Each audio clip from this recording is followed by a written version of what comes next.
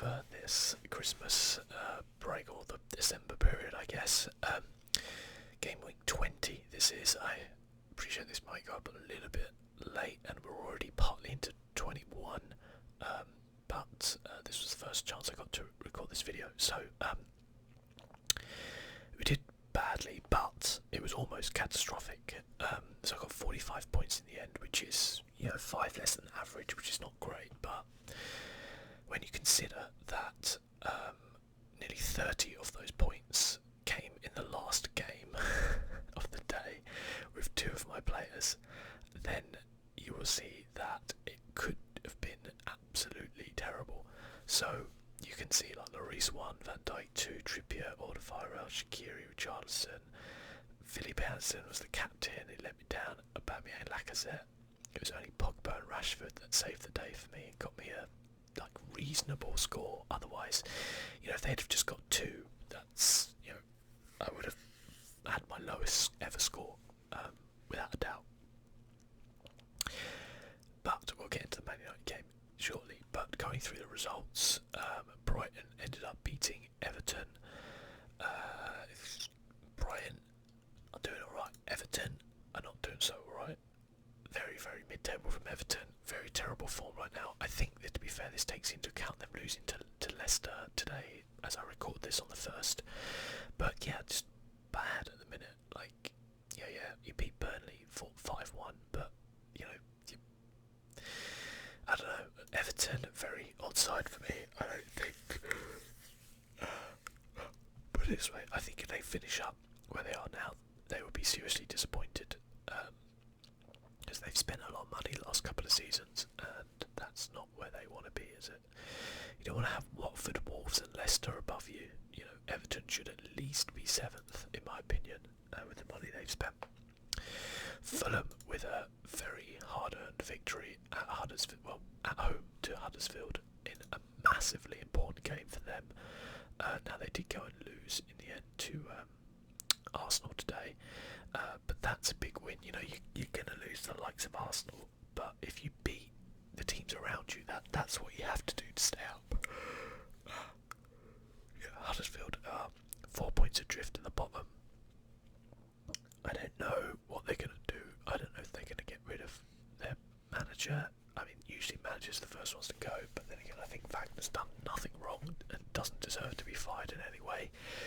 I think they're going to have to spend some money. We'll see what happens. But I mean, they're going to play Burnley tomorrow, and that again, if they lose that game, I would not be surprised if Wagner gets sacked and they get someone like Big Sam in, just to try and save them, because they would be massively adrift. 5 points at least adrift of safety, and that's not what you want, is it? Especially, it could be more if Southampton get anything at Chelsea. So yeah, bad result for Huddersfield. They just can't score goals. I know that's 12 goals. Only Newcastle have got less in the league. 12 goals in 20 games is terrible. And if you're conceding 35, Newcastle only conceded 27. If you concede 35, you're going down. I'm sorry. If they carry on like that, they're going down. Cardiff with a massive win at Leicester. Massive. Leicester 7th here. Well, they are now. They've just won today, so they probably weren't. But that's huge for Cardiff. Cardiff lost today against Tottenham. We'll talk about that next time. But they're going to lose. And as I said, beat teams. You're going to lose to the top 6 if you're a promoted side. You're going to. It's just, if you can get anything out of them, it's a bonus. But if you beat, if you can pick up some points against the other teams, like Leicester, that's a big win for them. So they'll be delighted with that, and they are 3 points off relegation. All right, bear in mind there's they're still depending on what happens with Southampton and Burnley, their games, but that's a big win, and as I said, I really hope Cardiff can do it, but we'll see. Spurs lost 3-1 to Wolves. I did not see this coming. I could have understood a draw, maybe. I don't think Wolves are a terrible side in any way. But I did not see a 3-1 win, especially as Spurs were 1-0 up. It was a very good goal from Harry Kane. Check it out if you haven't. But yeah, Spurs just look really tired, I think. And, people talk about them and them competing in the league, etc, etc, etc. Are they title contenders? I just don't believe that they've got enough depth in their squad. Like, if you look at Liverpool and Man City, they've got so much depth. You know, Liverpool can take out Salah and they've got Shaqiri, or I don't know who else. You know, they've got players they can bring in and rotate around. You know, midfield, like they've got like 6 good midfielders for 3 positions. You know, only probably Liverpool, probably Van Dijk is the one who you'd say if they lost him, they'd really struggle. I think even if they lost Salah for a few weeks, they still would be able to maintain it. Man City, we know, have got the depth. Tottenham just don't have the depth, and if some of their players are a bit leggy, a bit tired, they don't have anyone to bring in. You know, Harry Kane especially Harry Kane. I don't see them buying anybody in the transfer window in January. If you don't buy anyone in the summer, why on earth would you buy someone in January? I think Spurs, they'll be happy if they get third. I think they'll be delighted if they get third. I don't think they're going for them. I don't think they can compete in the league title, and I don't think they're going to go out and spend, you know, 100 million on players in the January transfer window to try and sustain a bid for the league. It's not going to happen. So, you know, it's probably disappointing for Spurs fans. I wouldn't say this is their best opportunity. I'd say when Leicester won the league, that was their best opportunity, but they didn't win it then. But if they can if they can keep around there, and maybe if they can add some players in the summer, who knows? You do worry because, you know, when Arsenal moved to their new stadium, it was a long time before they could start spending again, and you worry with Spurs how long it's going to be for them till they can start spending again. I mean, don't get me wrong, I'm sure they'll buy some players in the summer, surely they have to, but you know, is it going to be the type of players to compete with Liverpool, Man City, Chelsea, Man United, Arsenal? I don't know, we'll see. But good win for Wolves. Yeah, playing Palace tomorrow, not looking forward to that. Watford drew Newcastle, good draw for Newcastle. I think they're going to stay up. Newcastle, just have a weird feeling that they can get a couple of players in January. Specifically attacking players, probably. I think they might be okay. You know, they might just be okay. Liverpool beat Arsenal 5-1. I watched this game. It was a stonking match. So this was obviously the big game. People are like, well, you know, Arsenal, they're not in that good a form, but you know, they have some. You know, they could possibly hurt Liverpool, and they did score first. Iwobi crossed in, Maitland-Niles slid in and put it in the back of the net. It was a really good goal, and you were like, oh, you know, how are Liverpool gonna respond to this? You know, this is the type of situation where, you know, championships are decided, and Liverpool showed that they have what it takes. In my opinion, they scored almost immediately. Admittedly, it was a pretty lucky goal in some ways. Let's not beat around the bush. Arsenal's defence is terrible. It's not necessarily completely their fault because they have a lot of injuries, but their defence is shocking. It's terrible, and there was ricochets all over the place. It fell kindly to Firmino, and he slotted it in with a no-look finish, which gives me anxiety every time he does that, because you're like, oh, why would you risk it, you know? But yeah, it was, you know, terrible defending from Arsenal, just terrible. And you know, then Firmino, even worse defending, you know, makes it 2-1. Never, after Arsenal scored, you never thought they were going to win the game. You just really didn't. They were just miles and miles away from Liverpool. You know, Firmino, he just slalomed around a couple of 2 or 3 players, you know, like they weren't even there, slotted it calmly past Leno. They just hammered Arsenal, you know. Mane, Salah, you know, the penalty for Firmino to make it his third. It's just, you know, really, really, really poor defending from Arsenal, but Liverpool just capitalised, and they are so deadly, you know, and you know, they can. this will give them massive confidence in a way. It's better for something like this to happen than for them to win 5-0, because now they'll be like, yeah, we went a goal down, but we believe in ourselves and we can come back and win 5-1, And as for Arsenal, it just showed how far away they are from mounting a title challenge. I don't think that anybody thought they would do this season, or maybe even next season, but like everyone knows they've got to get defenders. I don't think they should necessarily buy defenders in January, like they've made that mistake before.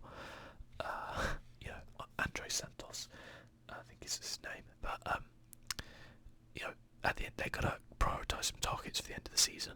There's also talk that Ramsey's going to be leaving pretty soon, like early. Possibly Juventus are very interested in him. That'll be a bit of a blow to them.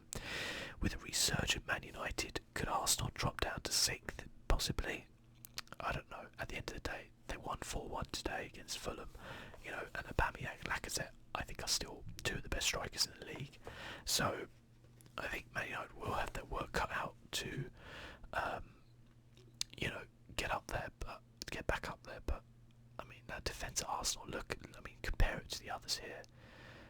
8, 21, 16, 16, 31. It's pretty shocking. 32 Man United. This is the difference here. Wolves have only conceded 23. Leicester only conceded 23. They haven't scored that many, but they're obviously running tighter operations. You have to get down to like Bournemouth before you get more than Arsenal. So they can't carry on like that, But Liverpool conceding 8 in 20 games, scoring 48 is phenomenal. 40 goal difference, is. I'm in awe of this Liverpool side in the same way I was in awe of the Man City side last season. It's just like, it's great. It's great for competition, because I don't want to see Man City winning it every year. As a Palace fan, I don't really care who wins it every year, to be fair, because I know it's not going to be Palace, but I don't want to see like one side dominate just because they've got all the money or anything. Like, it's cool to see Liverpool come through, and let's not beat around the bush. Liverpool spent a lot of money as well, but they've done it steadily and they've built up and they've spent time with Jurgen Klopp, and I really hope they win the league this season. Crystal Palace Chelsea finally broke Palace down and won. That's it. Palace are woeful at the minute. It's just woeful. Burnley, I think that's one of the shocks. I definitely didn't see Burnley winning 2-0.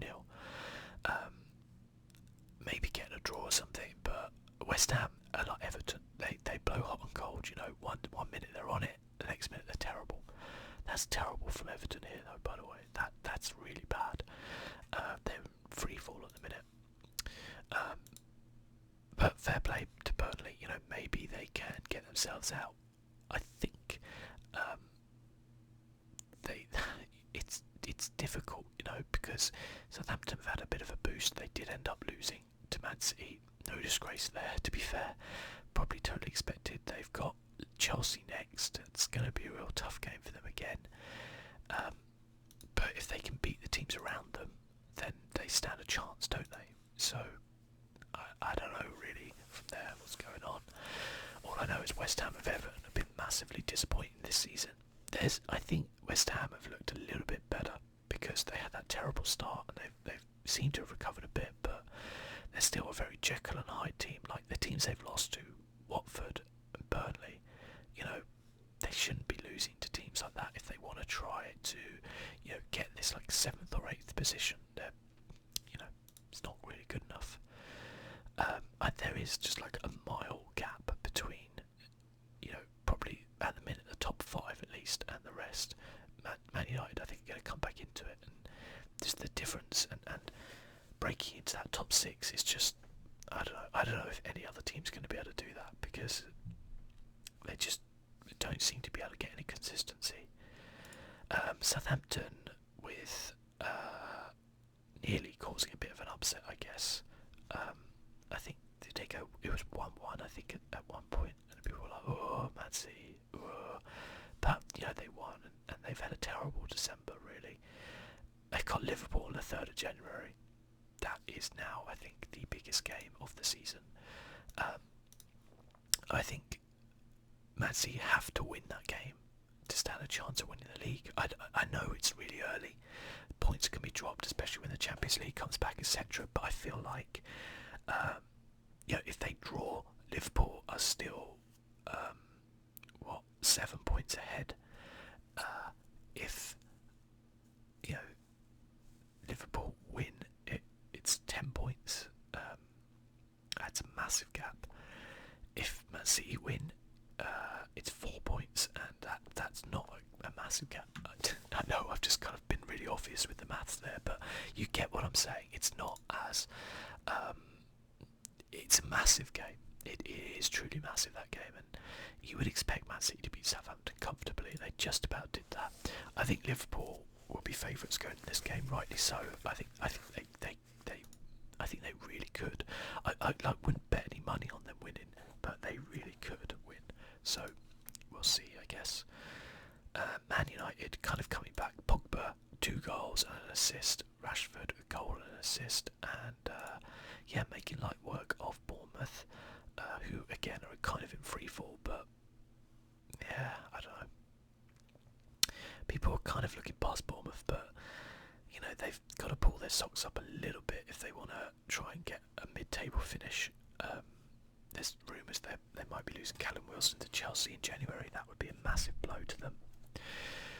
Because I don't see them be able to replace him with a player of the similar quality. So you could see them just get a mid-lower finish, which after a really good start would probably be a bit disappointing for the team. But they're always going to struggle to keep hold of their players, and I wouldn't be surprised if Brooks gets some interest in the summer, because he looks very, very good.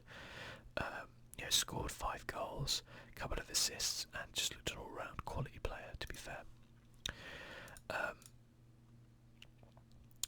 Man United, I think it's funny with the whole Pogba thing. It really is, because I said before, clearly the guy's talented. It's an attitude problem, and he's the sort of guy who you have to manage properly. I've worked with people like him, people who, if you can manage them properly, you can get the best out of them. But if you don't manage them properly, they are terrible, and they are literally detrimental to your team.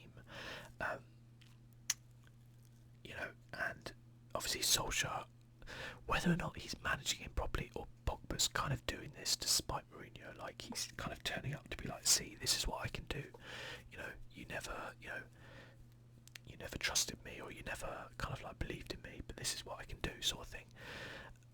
Or whether or not it's more to do with Solskjaer and his kind of mentality with him and the formation and stuff like that. I don't know. Time will tell, because I don't think we're going to see a Pogba doing this for the rest of the season. I hope we do, because as I said, he's got a lot of talent, but consistency is his biggest problem. They've got Newcastle next. I think it's Newcastle at home, aren't they? Yeah. You would imagine Man United to be winning that. And then they've got Spurs. So that's, I think, 13th of January. That's when it's this is big, this is a big game for them. And that will tell how Solskjaer is doing, So we'll see, I guess. In terms of the league, in the Plays Cup, can we not see last week? Sorry, I popped up too early, didn't I? Too late. Who is top for December though? At least we can see that. Steamed Hams, 388 points, pretty good. No Hope 11 for Jack. The Unvincibles in third there. Where was I? 5th. That's actually pretty good. Pretty pleased with that, considering my November, which was terrible. So came back a little bit in December. January we haven't got anything yet. And then overall I'm in 6th right now. It's pretty close, I think. It would take some doing for me to get up here, but we're getting a little bit closer at the top there for the guys. I don't know who had the highest week, so I do apologise. But yeah, we'll see. It's worth noting as well that this current week I'm on, I had a captain Lacazette. I brought in Jimenez because I think he's going to score against Palace.